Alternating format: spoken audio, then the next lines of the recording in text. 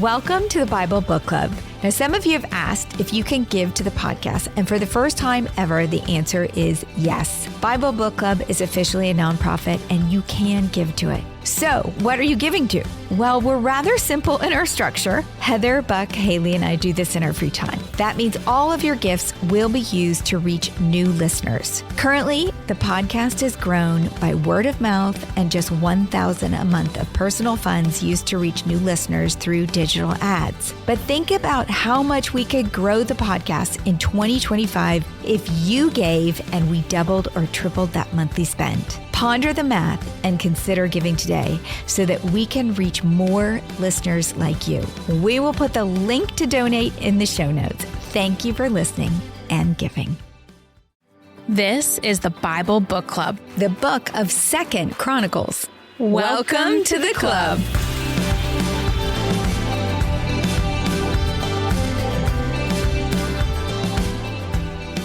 Last episode, in chapters 6 and 7 of 2 Chronicles, Solomon addressed the people and spoke of the promises that had been fulfilled. Then Solomon dedicated the temple with prayer and petitions for the people. God responded with fire, and glory filled the temple with the cloud of his presence. God appeared to Solomon for the second and last time, reiterating the promises if the Israelites are faithful and obedient, and then warning of consequences if they're not. Recall that the chronicler is telling the exiles the story of their past so they can have hope for their future. Now in chapter 8, the chronicler reports Solomon's faithfulness in building the temple and also using his wealth to fortify the nation. Scene 1, a summary of Solomon's other activities. 2 Chronicles, chapter 8. At the end of 20 years, during which Solomon built the temple of the Lord and his own palace, Solomon rebuilt the villages that Hiram had given him and settled Israelites in them. Solomon then went to Hamath Zobah and captured it. He also built up Tadmor in the desert and all the store cities he had built in Hamath. He rebuilt Upper Beth Horon and Lower Beth Horon as fortified cities with walls and with gates and bars, as well as Baalath and all his store cities and all the cities for his chariots and for his horses. Whatever he desired to build in Jerusalem, in Lebanon, and throughout the territory he ruled. Solomon had a successful construction company. Whatever he desired, he built, including rebuilding the cities he had given to King Hiram in return for the cedar and gold to build the temple. Now, there's kind of a story behind that. 1 Kings 9 explains that Hiram was not pleased with the 20 cities in the land of Galilee and therefore gave them back at some point to Solomon, who restored them and repopulated them. Now, the mention of Hamath and Tadmor points to Solomon's expansion of valuable territory. Both of these cities placed Israel in control of the major trade routes with Mesopotamia. Now, Upper and Lower Beth Horon were important to the protection of Jerusalem. The cities were 12 miles northwest of the capital and located on a ridge strategically guarding the approach to the city. And lastly, Solomon made it a priority to encourage trade and discourage foreign invasion. He had store cities and fortified cities, all for keeping the military horses and guarding the foreign nations from getting to all their wealth. Verse 7. There were still people left from the Hittites, Amorites, Perizzites, Hivites, and Jebusites. These people were not Israelites. Solomon conscripted the descendants of all these people remaining in the land, whom the Israelites had not destroyed, to serve as slave labor, as it is to this day. But Solomon did not make slaves of the Israelites for his work. They were his fighting men, commanders of his captains and commanders of his chariots and charioteers. They were also King Solomon's chief officials, 250 officials supervising the men. Solomon used forced labor to build the temple, his palace, the terraces, the walls, the cities, everything. The forced labor were Canaanites left in the land, Amorites, Hittites, Perizzites, Hivites, and Jebusites. The forced labor did not include any Israelites. The only Israelites employed by the government were military men or officials to oversee those in forced labor. Verse 11, Solomon brought Pharaoh's daughter up from the city of David to the palace he had built for her. For he said, my wife must not live in the palace of David, king of Israel, because the places the ark of the Lord has entered are holy. Okay, this was interesting to me. From 1 Kings 3, we know that Solomon married Pharaoh's daughter early in his reign, before the temple and palace complex was built. For a rendering of that complex, we'll put it in the show notes. We have one. The marriage was a political alliance between Israel and Egypt. Now, from where we sit, having journeyed through 4 seasons of Bible Book Club with Moses, this is clearly an unwise move from a famously wise king. But Egypt was powerful at the time, and to sweeten the deal, the bride's father threw in the entire city of Gezer as a dowry.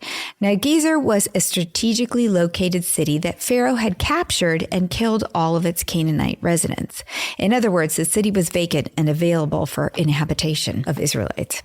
We know from 1 Kings 9 that Solomon built Pharaoh's daughter a palace, which was most likely her own large space attached to his palace.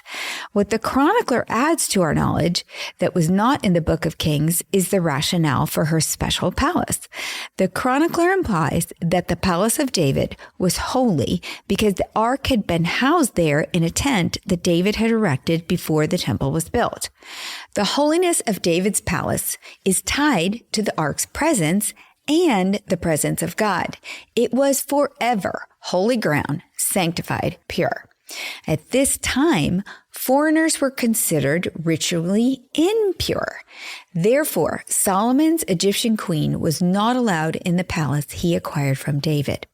And so he built her own. There is more to the story, but of course the chronicler leaves it out as it paints Solomon in a bad light. The rest of the story is ironic because while Solomon is rightfully concerned about ritual purity at this time and protects that purity by borrowing his foreign wife from the palace, in the end, his passion for building and women collide and take an idolatrous turn. Because Solomon threw purity out the window and built temples to the foreign gods of all his foreign wives. Of course, our chronicler does not mention any of that. Sticking with the positive parts of the story in 2 Chronicles chapter 8, continuing in verse 12.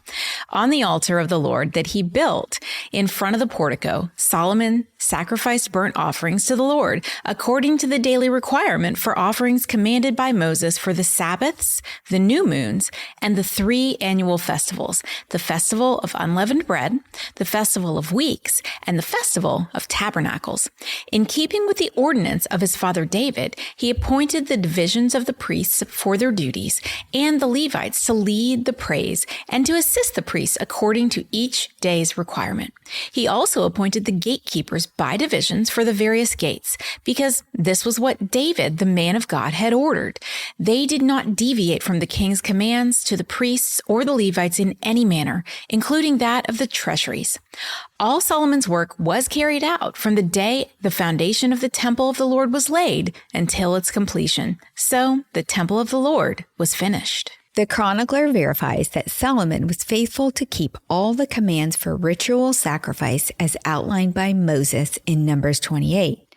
He was also faithful to all the instructions of his father David, laid out for the duties of the priests and Levites. And Solomon was wise, and he put that wisdom to use, making Israel prosperous and powerful. Verse 17, Then Solomon went to Ezion-Geber and Elath on the coast of Eden. And Hiram sent him ships commanded by his own men, sailors who knew the sea. These, with Solomon's men, sailed to Ophir and brought back 450 talents of gold, which they delivered to King Solomon. The summary of Solomon's works is that he was indeed an intelligent man. He developed a solid political partnership with Hiram, the king of Tyre. He aggressively expanded his holdings through building. He meticulously maintained the religious order. He increased revenue streams through world trade. Basically, Solomon did what every king should do. He just did it better. So much better, in fact, that word got out, which was the point of his success, for Israel to point the world to God. They were to be a light to the nations. And so the nations began to wonder. The kings began to envy, and one queen became curious. Who was this man Solomon? And who was this God who had bestowed him with wisdom and wealth? Scene 2, the curious Queen of Sheba. 2 Chronicles chapter 9. When the Queen of Sheba heard of Solomon's fame, she came to Jerusalem to test him with hard questions. Arriving with a very great caravan with camels carrying spices, large quantities of gold, and precious stones, she came to Solomon and talked with him about all she had on her mind. The Queen of Sheba was most likely from the ancient kingdom of Saba in southern Arabia. This region was known for its trade networks dealing in gold, precious stones, and spices, most notably costly frankincense and myrrh. It is estimated that the queen traveled about 1,500 miles just to meet Solomon. The journey would have taken her over 2 months one way, given that camels could travel only about 20 miles a day. This was not a journey for the faint of heart. It was rough and dangerous, especially because of what she packed. Gold, loads of gold, making her caravan a tempting target for anyone seeking treasure. The fact that she made such a costly, risky, arduous journey is a testament to her curiosity. She had questions, and she was willing to risk her life for answers. What was her motivation? At this point, all we know is that she had heard of Solomon's fame. What had she heard that Solomon had that she wanted? Was it his wisdom, his wealth, or his God? A question for us is this: what do people hear that you have that makes them curious? Curious enough to want to ask you questions. Do they see your growing wisdom? Because we're gaining wisdom on this journey through the Bible. Is it visible to others? Are you sharing your wisdom? So this really got me thinking. What if every podcast listener invited someone else to listen with them, to stop and discuss points in the podcast together? We could have millions of listeners growing in wisdom.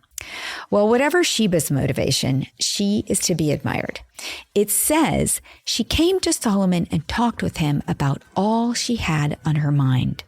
She did not sit on her curiosity. She did not become distracted by her own wealth and access to entertainment. She wrestled with her questions until they drove her to action. She was going to have to work hard to get answers, risk her life even, but she was not going to let fear, cost, inconvenience, or discomfort get in the way of her pursuit of knowledge. What does her commitment and example mean for us? It's my opinion that you, Bible Book Club listener, must have the same drive as the Queen of Sheba. The Bible in general, and certainly some of the books we have covered like Leviticus, which is laden with ritual, and Chronicles, which is loaded with genealogies, are not easy journeys. You could be using this time for entertainment or to increase your own wealth by working. Instead, you are using your time to seek wisdom, to pursue God and His truth.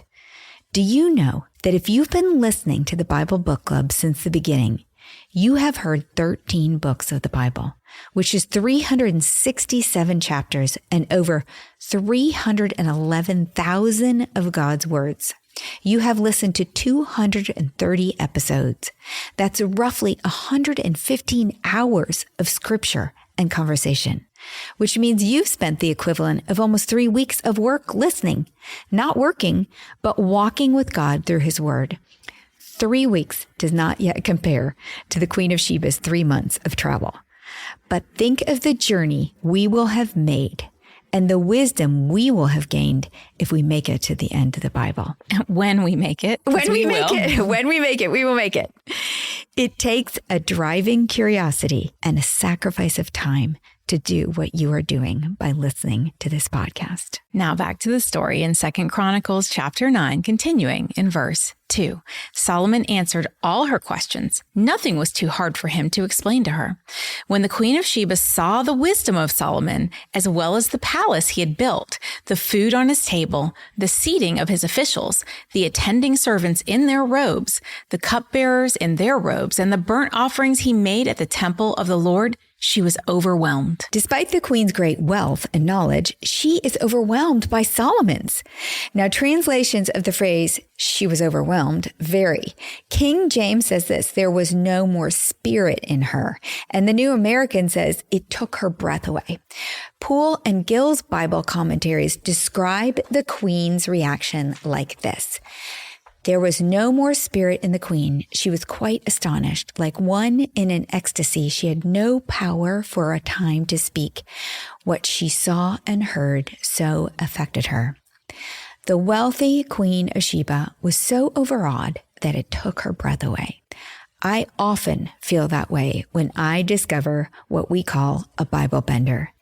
For me, it's an aha moment, the moment when a hidden truth or concept suddenly come together in my mind. And I feel as if God has let me in on a secret. I can't say it's overwhelming like the Queen of Sheba. It's more like the opposite. It's like everything freezes and I feel a connection to God. With every revelation, every Bible bender, my faith grows because I know only God could have written this story. A story beginning with the perfection we lost in Eden, through thousands of years of human rebellion and divine rescue, and ending with the restoration and an eternity of peace and perfection in his presence. Well, the Queen of Sheba had a revelation of her own, and she responds with this. Verse 5, she said to the king, the report I heard in my own country about your achievements and your wisdom is true, but I did not believe what they said until I came and saw it with my own eyes. Indeed, not even half the greatness of your wisdom was told to me. You have far exceeded the report I heard. How happy your people must be, how happy your officials who continually stand before you and hear your wisdom. Praise be to the Lord your God, who has delighted in you and placed you on his throne as king to rule for the Lord your God, because the love of your God for Israel and his desire to uphold them forever, he has made you king over them to maintain justice and righteousness. The queen sought after wisdom, and she found truth. Only God knows if she accepted it as such, but it sounds like it to me because she praised the Lord as the God who, in his love for Israel, had made Solomon king. Then she says something that only a leader would notice. How happy your people must be. Why? Why should they be happy? Because of the goodness of God. God had been so good to them, just as he promised in his covenant. Even an outsider, a foreigner, could see what the Israelites would fail to see later, that it was God who had redeemed them and provided for them. He chose them. They chose other gods, and the blessing was removed. The chronicler wants them to know that while they have been allowed to return to the promised land, they must return to their God who promised it. Verse 9, then she gave the king 120 talents of gold, large quantities of spices and precious stones. There had never been such spices as those the Queen of Sheba gave to King Solomon. The servants of Hiram and the servants of Solomon brought gold from Ophir.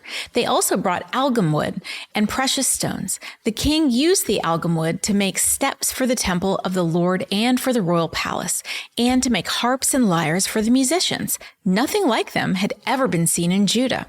King Solomon gave the Queen of Sheba all she desired and asked for. He gave her more than she had brought to him.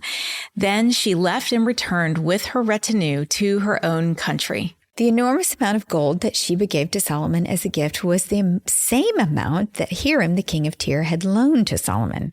The fact that the queen felt she had to give Solomon such a tribute was a testament to just what she thought of him, his God, and the kingdom of Israel. She had weighed the value of Solomon's wisdom and found it to be worthy of as much as she could give. Now, Sheba gave as much as she could, and Solomon, in return, gave Sheba all she desired. Isn't that just like Christ?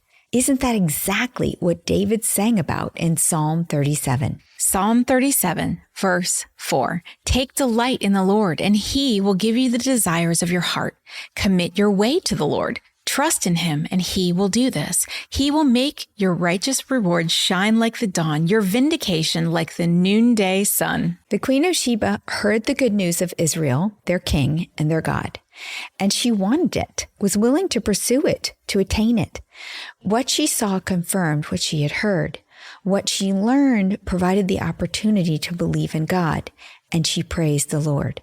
Was this not what God had planned all along? For the world to hear? In Genesis 12:2, God said this to Abraham. I will make you a great nation. I will bless you and make your name great, and you shall be a blessing. I will bless those who bless you, and I will curse him who curses you. And in you, all the families of the earth shall be blessed. God promised Abraham that he would make his name great, just like Solomon's name is now great. And through him, people would be blessed. And this is exactly what's happening with Solomon. Isaiah 42:6 says this. I, the Lord, have called you in righteousness and will hold your hand.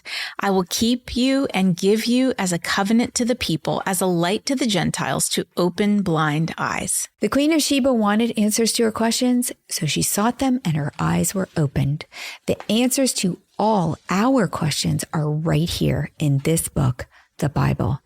You have sought them out by listening to every word Heather reads. It's our hope that what you learn will build your faith. Scene 3, Solomon reaches influencer status. 2 Chronicles chapter 9, continuing in verse 13. The weight of the gold that Solomon received yearly was 666 talents, not including the revenues brought in by merchants and traders. Also, all the kings of Arabia and the governors of the territories brought gold and silver to Solomon. King Solomon made 200 large shields of hammered gold. 600 shekels of hammered gold went into each shield. He also made 300 small shields of hammered gold with 300 shekels of gold in each shield. The king put them in the palace of the forest of Lebanon. Solomon is up to 25 tons of gold annually, plus revenue from trade, taxes, and tolls. Solomon probably ran out of space to store his gold, and it was so lovely to look at, so why hide it? Instead, he decorated the palace compound with gold. And that's what the Forest of Lebanon is. That's his palace. Again, check out the show notes because we have pictures of that. The 200 large shields called targets were body length. So think of an oblong shield covered in gold. The 300 small shields were small and rounder. These shields were not for war. They were decorative and hung in the palace and probably could have been worn when the king processed in public or for grand marches or ceremonies. Verse 17, then the king made a great throne covered with ivory and overlaid with pure gold. The throne had 6 steps, and a footstool of gold was attached to it. On both sides of the seat were armrests with a lion standing beside each of them. 12 lions stood on the 6 steps, one at either end of each step. Nothing like it had ever been made for any other kingdom. All King Solomon's goblets were gold, and all the household articles in the palace of the forest of Lebanon were pure gold. Nothing was made of silver because silver was considered of little value in Solomon's day. The king had a fleet of trading ships manned by Hiram's servants. Once every 3 years, it returned, carrying gold, silver, and ivory, and apes and baboons. Apes and baboons, they're really important for the palace too, I guess. Entertainment, right? I guess. The throne was like no other before it in any other kingdom. It was gold, all gold. It was 6 steps up, which meant that even if the king were sitting, he would be above anyone standing before him. Add to that the picture of a pack of 12 lions lining the steps, probably representing the 12 tribes of Israel. The king sat on gold, drank out of gold, and only used gold for anything in his house because silver just wasn't good enough then. Verse 22, King Solomon was greater in riches and wisdom than all the other kings of the earth. All the kings of the earth sought audience with Solomon to hear the wisdom God had put in his heart. Year after year, Everyone who came brought a gift, articles of silver and gold, and robes, weapons and spices, and horses and mules. Solomon had 4,000 stalls for horses and chariots, and 12,000 horses, which he kept in the chariot cities, and also with him in Jerusalem. He ruled over all the kings from the Euphrates River to the land of the Philistines, as far as the border of Egypt. The king made silver as common in Jerusalem as stones, and cedar as plentiful as sycamore fig trees in the foothills. Solomon's horses were imported from Egypt and from all other countries. Solomon is loaded with treasures and loaded with followers. The word was out about the king and his relationship with the Lord. Verse 22 said, King Solomon was greater in riches and wisdom than all the other kings of the earth. All the kings of the earth had sought audience with Solomon to hear the wisdom God had put in his heart. Solomon was greater in riches and wisdom than all the other kings, and the whole world sought an audience with him. The whole world. Could it be that Solomon was the greatest influencer that ever lived? The news of Solomon's wealth brought influential kings and queens to his door. We know the Queen of Sheba praised God for Solomon's success. Had he influenced her faith? What about the other kings who visited? Had they been so influenced that they took news of the Lord home with them and it influenced their communities? Solomon used his influencer status for good to glorify God for a time. But Solomon will stray, no longer using his influence as God intended. It seems to be a particular pitfall or temptation of influencers. Too much fame and fortune leads to self-gratification. Too much of self leaves very little room for the Lord. And when Solomon fails to value the Lord, he breaks the covenant. Our chronicler is going to skip that story. But of course, God made sure it was documented in Season 11, Episode 8 of Bible Book Club, where we discussed 1 Kings chapter 11. What a lesson for us, a generation that basks in the afterglow of influencers. What are we being influenced for? Our personal gain or theirs? If an influencer is not focused outward for the good of others, then the purpose of their influence may be on gold instead of where it belongs, on God. Scene 4, Solomon's death. Verse 29. As for the other events of Solomon's reign, from beginning to end, are they not written in the records of Nathan the prophet, in the prophecy of Ahijah the Sholonite, and in the visions of Iddo the seer concerning Jeroboam son of Nebat? Solomon reigned in Jerusalem over all Israel 40 years. Then he rested with his ancestors and was buried in the city of David, his father, and Rehoboam, his son, succeeded him as king. The death of Solomon marks the end of Israel's golden age and the beginning of a very different story. The United Kingdom that David established and Solomon made prosperous will not survive the transition to the next generation. Solomon's son does not have Solomon's wisdom. What began as a single nation blessed by God will divide into two competing kingdoms. The northern tribes will break away to form Israel, while the southern kingdom of Judah will continue the Davidic line. For the chronicler, this division represents far more than a political fall. It marks the beginning of a theological crisis. How could the people who had experienced God's tangible presence in Solomon's temple allow their kingdom to split? How could the recipients of God's blessing lose sight of what truly mattered? The remaining chapters of 2 Chronicles wrestle with these questions as they trace Judah's kings through cycles of faithfulness and idolatry, reform and rebellion.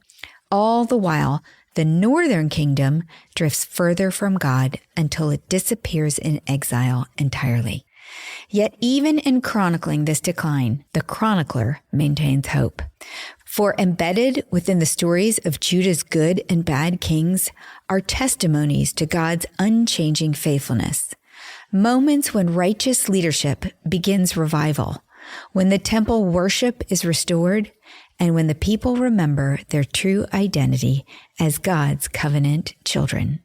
The golden age of David and Solomon may have ended, But God's promises endure, waiting for hearts that will once again seek Him wholeheartedly. We've got merch! Great news! Bible Book Club sweatshirts are here, and they're only available while supplies last. So if you want to snag yours, go to BibleBookClubPodcast.com/store. They're only going to be available while supplies last, so hurry and get yours. And if you're enjoying the Bible Book Club, why don't you share it? And then you and all your friends can listen and discuss. New episodes drop every Monday.